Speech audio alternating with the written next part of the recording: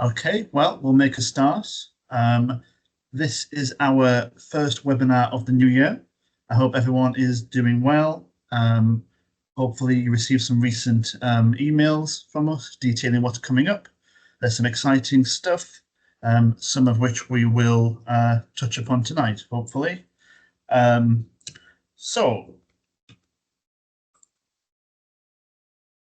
What you need to know just for tonight. So why do we do webinars? We have been trying these out sort of post-pandemic because the feedback was people felt disconnected or they didn't know what was going on in the charity, out of the loop. Feedback has been pretty positive, so we plan on keeping them for the foreseeable future. Sometimes we have one presenter, sometimes like tonight we'll have various ones. In terms of housekeeping, so the mic and camera is not on for attendees, but any questions that you have as we go, pop them in the chat or in the Q&A and we'll get to them the best we can. If we don't get round to them, we'll get back to you directly, hopefully within the next few days. All of our webinars are recorded and shared for our usual channels. By that we mean sort of our Facebook group for volunteers or our monthly newsletter. So any questions you have on this or anything volunteer related, as always, email us at volunteer@prostatecanceruk.org. And that also goes for any suggestions on future webinars or any topics you'd like to hear about. I've just had a message from Terry Potter. Most of you will know Terry. He can't make it tonight as his wife and fellow volunteer Vanessa is having her birthday. So I said I'd wish many happy returns to Ness. And it's good to have so many of you in attendance for tonight. Some of you has been a while, so welcome. And on that note, just like to quickly have a reintroduction to the team for some of you. So we've got Simon Collier, who's our head of people, learning engagement and experience. We've got Hannah, who a lot of you will know, who's the volunteer experience manager. You've got myself, the volunteer experience officer, and Erin, our brand new coordinator. So a very warm welcome to Erin. This is only the second week, so I'm sure you'll all get to know Erin in good time. So that's it for the introduction. I'll just stop sharing now, and I'm going to hand over to Abby. Abby is our strategic communications officer, who's going to tell us all about the findings from the recent National Prostate Cancer Audit data. Over to you, Abby. Thanks, Dean. Just sharing my slides. Can you see some slides? Hopefully without my notes next to it. Yes. Good. Okay. Hello, everyone. Thank you for having me. I'm Abby. I'm the Senior Strategic Communications Officer at Prostate Cancer UK. And I'm here to talk to you about the breaking news that we shared last week, that prostate cancer is now the most commonly diagnosed cancer in England. Quick disclaimer up front, at the moment, we can only talk about England, as the other UK nations, they all publish data at different times of the year. So England is the only nation that we currently have data for, but we will be analysing the rest of the UK once the data becomes available. This finding has been revealed by our own analysis of a data set called the Rapid Cancer Registration Dataset. Prostate cancer has now been the most common cancer in England for 2 years in a row. So in 2022, there were over 50,000 men diagnosed with prostate cancer in England compared to over 48,000 patients with breast cancer in the same year. Oh, sorry, is there a problem with the slides? I can certainly see them, Abby. It's Chiara. Yeah. Okay, hi. Okay, I'll keep going. So there were over 50,000 men diagnosed with prostate cancer in England compared to over 48,000 patients with breast cancer in the same year. And we see a similar pattern in 2023, where there were over 55,000 men diagnosed with prostate cancer and 47,500 breast cancer cases. And our analysis shows that prostate cancer cases have increased by 25% between 2019 and 2023. So this means that as of right now, there have been more men than ever been informed about prostate cancer, checking their risk of prostate cancer, and also making an informed choice about whether to have a PSA blood test. And while it is encouraging that some of these men are being diagnosed early and are potentially going to be able to access life-saving treatment, This also means that there are more men than ever that are being diagnosed every year that need our support and that need access to treatment, which makes our work and everything that we do at Prostate Cancer UK even more important. So in the graph on the right, we can see how cancer incidence has changed in England between 2014 and 2023. Breast cancer has been the most common cancer for the last 10 years at least. The only exception was in 2018, where prostate cancer cases surpassed breast cancer cases. And this lines up with the awareness raising that happened that year when Stephen Fry announced his prostate cancer diagnosis. And then afterwards, we see how cases across all cancer types were massively decreased during the COVID-19 pandemic. It's the big sharp drop you see there. It starts to recover in 2021, but it's not until 2022 that we see that flip between breast cancer and prostate cancer cases, which is when we began consistent and prominent campaigning to raise awareness of men's risk of prostate cancer. And this is strong evidence that it's not a one-off statistic. We don't think we're going to see prostate cancer cases reduced to a point where it's no longer the most common cancer. It's here to stay, and that's going to massively influence what we do in terms of awareness and also in the treatment space. Back in February 2022, when we saw that big drop in prostate cancer cases during the pandemic, we partnered with the NHS to launch the Find the 14,000 Men campaign, the 14,000 men we expected to see in the treatment pathway who weren't actually entering it due to the lower referral rates that we saw during the pandemic. And this campaign encouraged men to check their risk using our online risk checker tool and to then make an informed choice about whether to have a PSA blood test if they felt it was right for them. And we created the partnership as prostate cancer was the worst hit cancer during the pandemic, and we needed to find a way to encourage men to check their risk, get diagnosed, and get the treatment that they needed. And we're very pleased to say that as of April 2024, this gap has actually closed, which means that we are where we expected to be with prostate cancer cases at this point in time, had the pandemic never occurred. And this graph is comparing urological cancers with other cancers. So for our analysis, gets a bit technical here, we assume that over 70% of all urological cancers are prostate cancer, and we take that proportion into account when we're making these conclusions. So we're quite confident in the conclusions that we've made. So you can clearly see the uplift that's happened since we launched our consistent awareness campaigns with our risk checker tool. It's really encouraging to see that that gap has closed, which means that men are getting the diagnosis and the treatment they need. And it's also shown that raising awareness is working. And until we have a national screening programme where men are tested regularly and accurately for the disease, we'll continue to run campaigns to inform men about their risk of cancer, prostate cancer, and what they can do about it. So to support these data findings, we published news stories last week alongside running TV ads to address key barriers and beliefs men have around prostate cancer. We managed to secure more than 700 pieces of media coverage on this story across print newspapers. You might have seen it on online news sites, broadcast outlets, nationally and regionally. This means we've been able to raise awareness about prostate cancer risk and what actions men can take among millions of people across the UK. So that's a bit of a roundup of the data findings and how we've been talking about it. If you've got any questions, please drop them in the chat or pass them on to Dean and Hannah, and I can get back to you. Thanks very much. Back to Dean. Yeah, back to me. Thank you, Abby. I know Abby's been a bit under the weather as well, so big thanks to you for coming along and presenting that to us. And there's been a couple of messages in the chat saying they couldn't see the slides. And as Hannah's put there, we can share them around, and obviously as this has been recorded, people can see it on catch up as well. But yes, now that bit's over, the next section is to hand over to Chiara, our Director of Health Services, for an update on our prostate cancer screening campaign.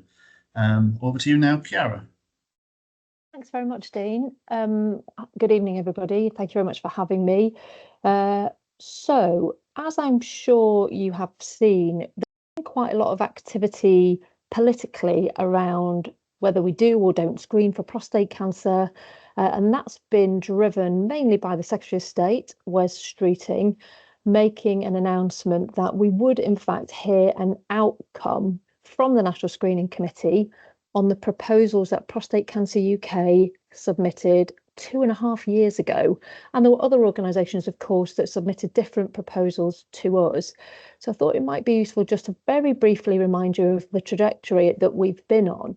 So the last time that National Screening Committee reviewed the evidence for screening was in 2020, and they deemed the shifts from harms to benefits not significant enough to be able to roll out any type of screening, that there wasn't the evidence that they needed. So since then, as an organisation, we started to talk about, well, what's our role? Rather than passively waiting and getting cross about that, what's our role in providing the evidence that we need so that we can get to a point of screening as quickly as possible?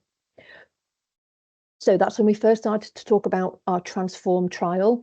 It's also when we started to do our own research based on real world evidence. So real world evidence is data that we can see in the moment from the NHS right now.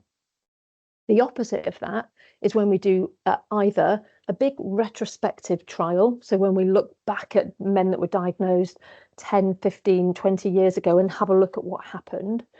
That's not as useful for us in prostate cancer because the way that we diagnose and treat it has changed so dramatically over that time. Looking back is not very helpful to get us to where we want to be. So we've been looking at real world evidence which tells us a story right now. And we've found some really fascinating insights from our own real world evidence that basically has told us that for men in the pathway right now, the harms associated with that diagnostic pathway have reduced by over almost 80%, 79% precise. But that is harm in terms of men not being diagnosed with a clinically significant prostate cancer. It's fewer men having a biopsy. It's fewer men having biopsies that then turned out to not be indicative of cancer. It's changes in the way that we biopsy. Many of you may have experienced a transrectal biopsy as opposed to a transperineal biopsy, which is a very different, much safer way of making sure that a man does or doesn't have a biopsy. And most importantly, our fantastic way of doing an MRI scan, a new type of MRI, a multi-parametric MRI. So when we look at all of those factors, the evidence that we've produced, in 2022, we submitted proposals to the National Screening Committee to say, we strongly believe that it's time for National Screening Committee to take another look at whether the evidence is sufficient for us to be able to screen, certainly for now, men at highest risk. So as a reminder, and I'm sure you all know this, men at highest risk, so men with a family history of prostate cancer, other relevant cancers, or men that are known to be BRCA gene carriers, and for Black men, Black African and Black Caribbean men over 45. Although we didn't submit a proposal to screen all men in that round, we were signatories on a submission that went in for screening that other charities were part of. But for us, we were really clear from the National Screening Committee that our Transform trial is what needs to be happening in parallel to get us to screening to all men. And we know, of course, that the first phase of Transform will read out in 3 years' time, and that'll be a really exciting moment for us to take a look at how that evidence has shifted and what National Screening Committees say about that. So where are we now? Where are we now is that we found out just before Christmas that from Wes, from Secretary of State, that we will hear something in 2025. So they have looked at the evidence and there will be an answer to us and we're really working on the assumption of 3 possible outcomes. One is they turn around and go, nope, we disagree. We don't think the evidence is clear enough. We don't think the benefits of risks and harms has shifted significantly. No change. So that puts us in the situation that we are in right now, where we have this clumsy system of informed choice. We have very outdated GP guidelines, which means that men have to be proactive and speak to their GP, who may well say yes or no, or send somebody on their way. So they could do that. That's one option. The second option is they might turn around and go, actually, for all men, we're not so sure. We need to see something from Transform. But you're quite right. For men at highest risk, there is something that we want to explore. There is an option of perhaps targeted screening in a way that they've rolled out targeted lung health checks. So specific cohorts of people, so in lung, obviously, people that have smoked in certain geographical areas, which is how the what's now called the lung screening program originally started out. So that's option 2. There might be something in the middle around targeted screening. Option 3, they might turn around and surprise all of us and say, yeah, we think we can screen, and we're going to use PSA and we're going to use MRI, and we are satisfied that the evidence has shown us that as an outcome. So they are the 3 really big possible options that we're really grappling with, because we sort of have to prepare for all 3. And every day my heart and my own opinion flip-flops between, crikey, is it going to be that? No, it can't be that. Oh, crumbs, is it going to be this one? Or I'm not so sure. So as a leadership team and as an organisation, we are really preparing ourselves so that when we do hear an outcome from the screening committee, we can just hit a button and we're ready to go. And we will be prepared whatever the outcome from the National Screening Committee is. So what we originally thought was we would hear that outcome in March. We've now had a signal from the Under-Secretary of State, from Andrew Gwynn, that will be at the end of 2025. So our working assumption shifted to September, because we thought that they'd like a good bit of news before they go into party conference season. We now think it could be even later in the year, unfortunately. So if it seems like we're being vague, we are working in the vague, which somebody like me really finds uncomfortable. But I can assure you that we will be as prepared as we can be whenever we hear it, but we know it will be sometime in this calendar year. So where does that leave us in terms of risk awareness and what we do for men now? Because we can't just stand still, and we never will stand still while we wait passively to hear what National Screening Committee does. So what it means for our risk awareness is that we continue with our regional, very targeted approach to risk awareness. But importantly, what it means, and I hope it's become clear over the last few minutes, is we honestly don't know where this is going to go. So therefore, it would be remiss of me or us as an organisation to roll out a big volunteering product and push in a certain direction, because it could well be that the National Screening Committee turn around and say, guess what, here's what we're doing, and we have to put the handbrake on a programme of work that we've activated you to come and support and champion our work, and suddenly we're pushing that in the wrong direction. So I hope that doesn't feel like inertia to you, as opposed to us really thoughtfully making sure that what we do right now is as good as it can be in risk awareness. And as soon as we get an outcome from National Screening Committee, whatever that looks like, we will be ready to deploy our risk awareness in a slightly different way, whether that's we continue with change the rules, GP education, check your risk checker, or whether that pivots to something very different. Go for your screening. Make sure you speak to the men in your life to make sure that they answer their invitation to screening.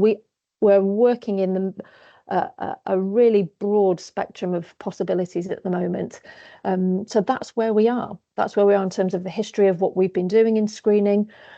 You've heard from Abby in terms of how important prostate cancer is going to be in 2025.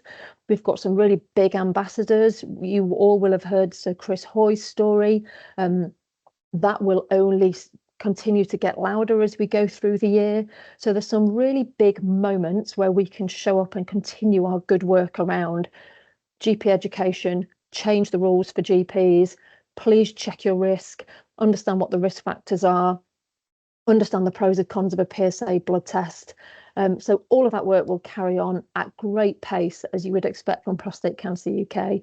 But I thought now would be a really good time to update you on some of the stuff that we're dealing with in the background when it comes to what I know is an incredibly important topic for you all, which is how we screen men and how we stop men dying from prostate cancer.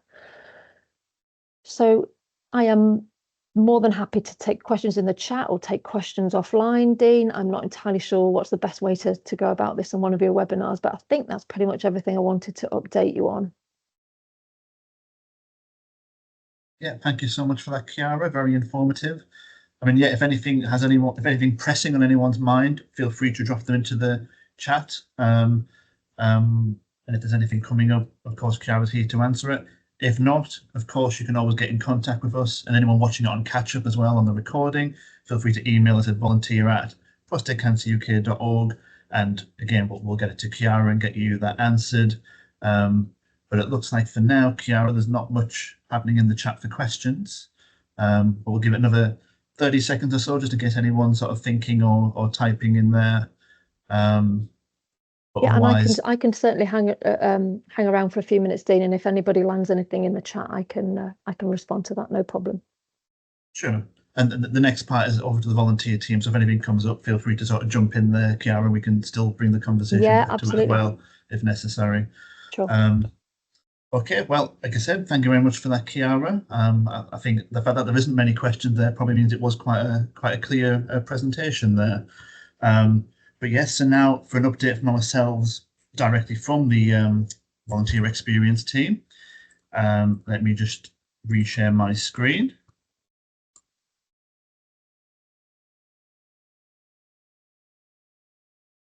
Okay, so the volunteer portal is a good place to start. You may have heard us use the term VMS before. This is something that we've probably talked about for quite a while now. We've kept saying there were plans to create a system, like a one-stop shop for all things volunteering. You'd be forgiven for some sort of skepticism and thinking, it'll never happen. Well, we finally have it. Well, sort of. With a company called Rosterify, we've been building from scratch this system with our requirements. It's a little complicated, not least because of all the different volunteer types we have, not to mention the tech and data side of things. The plan is to start with one volunteer group at a time, starting with events volunteers. So this makes sense, as that's the type of volunteering is fairly light touch, and that we have some events coming up soon, so the timing is perfect to sort of trial it and test it. This is kind of what it looks like from the outside. It's worth pointing out, this isn't finished. It is rough around the edges and is very much in that testing phase, but very much aware that we've been saying it's coming for quite a while. We wanted to offer this sort of sneak peek. As you can see, there's only sort of marathon events right now, but hopefully you get a sense of what it looks like and how it feels and might work in practice. This is the homepage once you've created an account. So as you can see down the left there, you can have your own profile, you can get notifications, the events you've signed up for, the different training requirements that we'll have. Essentially, we've built this from the ground up. Once you click into an event, it has all the different sort of sessions you can sign up for, which is seen there on the right.